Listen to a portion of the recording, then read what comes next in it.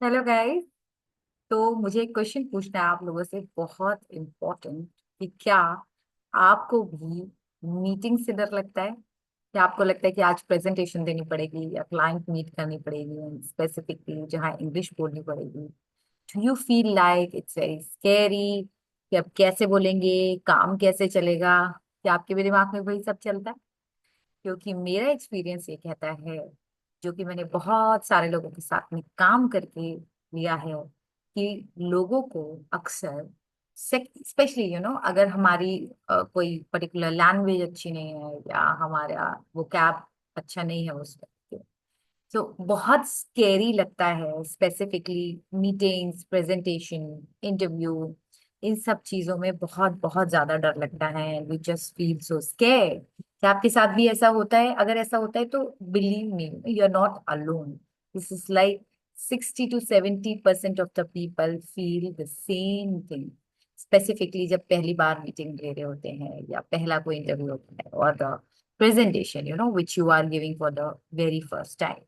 ये सब कुछ बहुत ही नॉर्मल है गाइस। इसको आ, इसके लिए डरने की कोई जरूरत नहीं है, क्योंकि मैं आपकी दोस्त साक्षी कोहली लेके आई हूँ आपके लिए बहुत ही अमेजिंग वीडियो, कि हम जिसमें हम छोटे छोटे टिप्स देंगे आपको, how to conduct the meeting, किस तरह से मीटिंग को कंडक्ट करना चाहिए, क्या डूज एंड डोंट्स होने चाहिए। थोड़ी थोड़ी बातें आज हम करेंगे। वैसे हम एक बहुत ही जल्दी इलेबोरेट वीडियो के साथ आ रहे हैं, जिसमें हम मीटिंग के बारे में बहुत ही डिटेल में बात करने वाले हैं गाइस, कि मीटिंग किस तरह से करनी चाहिए, और मीटिंग को कंडक्ट करने से पहले what kind of a research you are suppose to do, किस तरह से सक्सेसफुल मीटिंग को किया जाता है। और जल्दी ही हम प्रेजेंटेशन स्किल्स के ऊपर भी बहुत अच्छा इलेबोरेटेड वीडियो लेके आएंगे। सो जल्दी जल्दी मेरे चैनल को सब्सक्राइब कर दीजिए, वीडियो को लाइक कर दीजिए।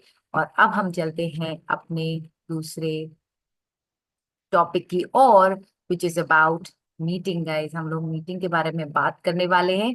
आइडियाज कैसे प्रेजेंट करना है कॉन्फिडेंटली मीटिंग के अंदर, because I guess most of the time we don't open up our ideas. हम लोग ज्यादा बात ही नहीं करते, because we are very scared कि अरे यार, आइडियाज कैसे हम मीटिंग के अंदर अपने कॉन्फिडेंटली रखें। What if my boss is going to have a cross question? What if my colleague is going to ask me something? मुझे तो कम्युनिकेशन अच्छे से नहीं आती है, मेरी इंग्लिश अच्छी नहीं है, so what to do in that case? इसके बारे में अब हम डिटेल में आज बात करने वाले हैं guys, so stay tune with me. सबसे पहले इसको ना स्ट्रक्चर करेंगे। क्या सबसे पहला जो स्टेप होता है ना मीटिंग के लिए, thought structuring is very important. कि क्लैरिटी है कि नहीं हमारे थॉट के अंदर, जो हम सोच रहे हैं, जो हमारे दिमाग में चल रहा है और जो हम बात कर रहे हैं, क्या उसके बीच में कोई कॉम्बिनेशन है कि नहीं। सो सबसे पहले अगर मैं बात करूं, how to be successful, how to conduct a successful meeting, उसके लिए सबसे पहले हमारा पर्पस जरूर डिसाइडेड होना चाहिए। जो भी हमारा मीटिंग का पर्पस है, जिस भी पर्पस के लिए हम जा रहे हैं, वो पर्पस हमारे दिमाग में कहीं ना कहीं बहुत ज्यादा क्लैरिटी की जरूरत है। Most of the time, specially when we are freshers, we don't even know कि मीटिंग क्यों बुलाई गई है, क्यों कंडक्ट कर रहे हैं, हमें क्या बोलना है, हमारे इनसाइट्स क्या रहेंगे, हमें फीडबैक क्या देना है। Even if you are not conducting the meeting, you have to be active over there. Active participation is very important in a meeting. तो वो एक्टिव पार्टिसिपेशन कैसे आएगा, उसके लिए clarity is very very important, extremely important. तो क्या क्या करना चाहिए? Use a logical flow. एक फ्लो की जरूरत होती है। तो मीटिंग कभी भी अगर आप कंडक्ट करेंगे तो एक तरह का फ्लो होता है वहां। किस तरह का फ्लो होता है? जैसे आप एक इंट्रोडक्शन देते हैं। इंट्रोडक्शन किस चीज का देंगे आप वहां पे? कि किस टॉपिक पे हम लोग बात करने वाले, एजेंडा क्या रहेगा, अम, हम हमारा थॉट प्रोसेस क्या है। इस तरह का एक बेसिक इंट्रोडक्शन हमेशा सबसे पहले तैयार रहना चाहिए। There might be people those who are not aware, जिनको पता ही नहीं है कि मीटिंग किस लिए हो रही है। उनके लिए आप एक बेसिक बेसिक स्ट्रक्चर, एक इंट्रोडक्शन जरूर रेडी रखें, जो उनको बताएं। उसके बाद मेन पॉइंट्स और कंक्लूजन के ऊपर भी काम करना जरूरी होता है।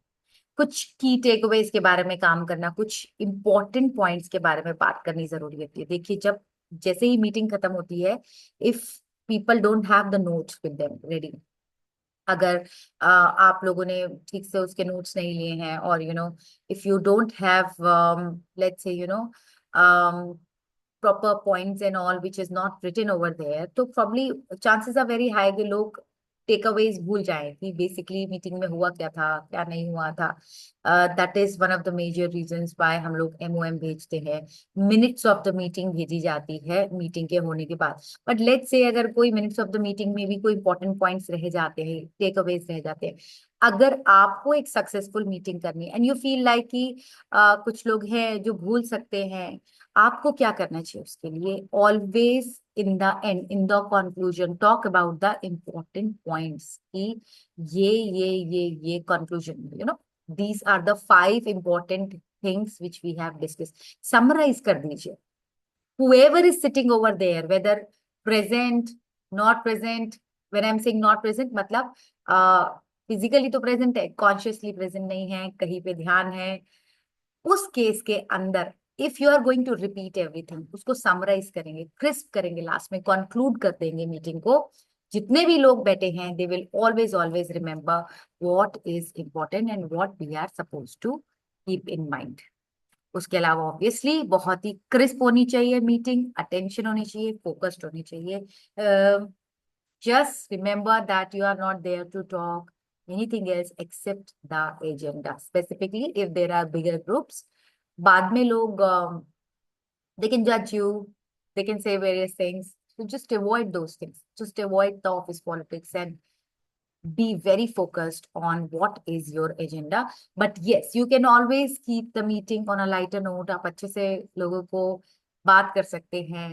It's not that it is going to be very strict over there, but it has to be very focused. Even if the jokes are there, even if anything else is also there, but it has to be very, very focused. Only in that case, the meeting is successfully conducted.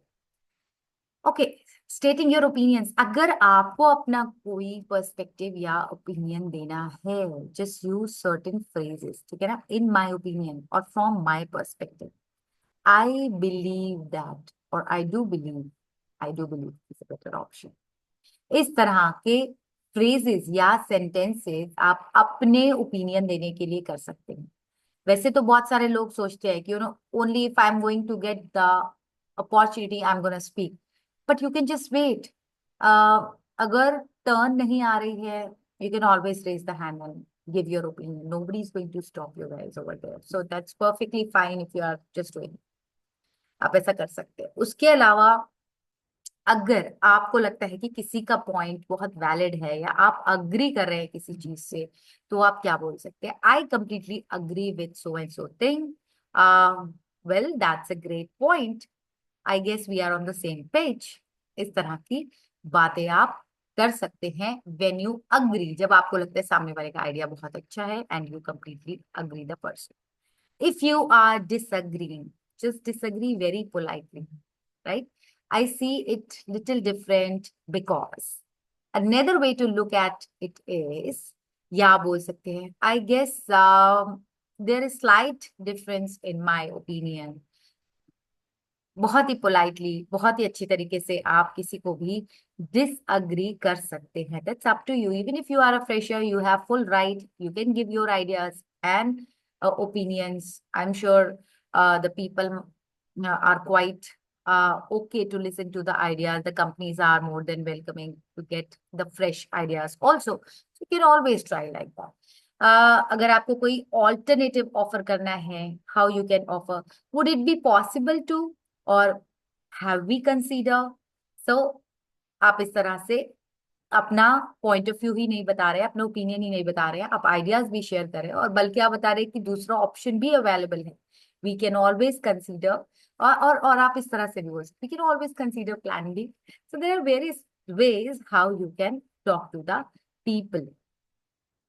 क्या क्या vocabulary agreement और disagreement के लिए use करनी चाहिए meeting के दौरान? Acknowledging others, I appreciate your point of view.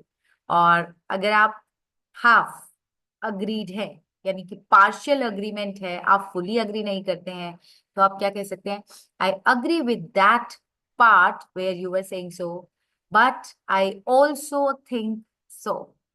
Right? अभी ये क्या बता रहा है, it's a very polite way to say कि आप पार्शली अग्री कर रहे हैं, आप पूरी तरीके से सहमत भी नहीं है और पूरी तरीके से उसको डिनाई भी नहीं कर रहे हैं। नेक्स्ट आता है, अगर आपको कुछ क्वेश्चन क्लेरिफाई करना है, बहुत बार होता है व्हेन समबडी सेइंग समथिंग, हमारा मिस हो जाता है, हमने ठीक से सुना नहीं, हमारा अटेंशन नहीं था, या हमको बात समझ नहीं। लेट्स से अगर आपकी किसी दूसरी कंट्री वाले के साथ में कॉल है, you are not able to understand, तो किस तरह से हम उसको अपना आइडिया रिपीट करने के लिए कह सकते हैं, can you please elaborate upon this, यानी कि आप इसको विस्तार से बताइए, थोड़ा डिटेल में बता दीजिए, या फिर you can say could you clarify upon so and so thing. So these are again very good ways. Summarise करना बहुत जरूरी होता है। समराइज कैसे कर सकते हैं, जैसे कि मैंने पहले भी बताया, समराइज जरूर कीजिए, because there are people those who will miss upon something very important. So to recap this what we have discussed, इस तरह से बोल सकते हैं। और I will like to summarize certain points, ये भी एक तरीका है बोलने का। So there are different ways and phrases which you can use to show different things, whether that's clarifying the question, summarizing, partial agreement, full agreement, or whatever, so and so forth. उसके अलावा body language meeting में बहुत बहुत guys important role play करती है। Even if you are not attentive, please your body language has to be in such a way कि सामने वाले को लगे आप काफी अटेंटिव अटेंटिव हैं। आई कांटेक्ट बनाना मीटिंग्स में ही नहीं, पर्सनल लाइफ में भी बहुत जरूरी होता है।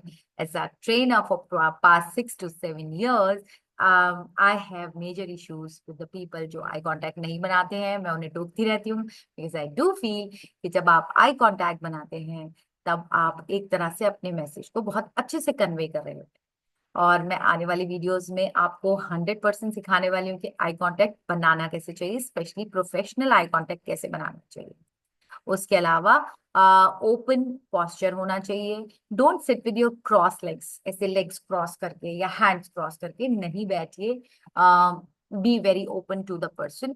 आप ओपन बॉडी लैंग्वेज से सुनेंगे तो सामने वाले को लगेगा आप उसको एक्सेप्ट करें, otherwise the other person will think कि नहीं, कुछ ना कुछ है दैट यू आर हाइडिंग।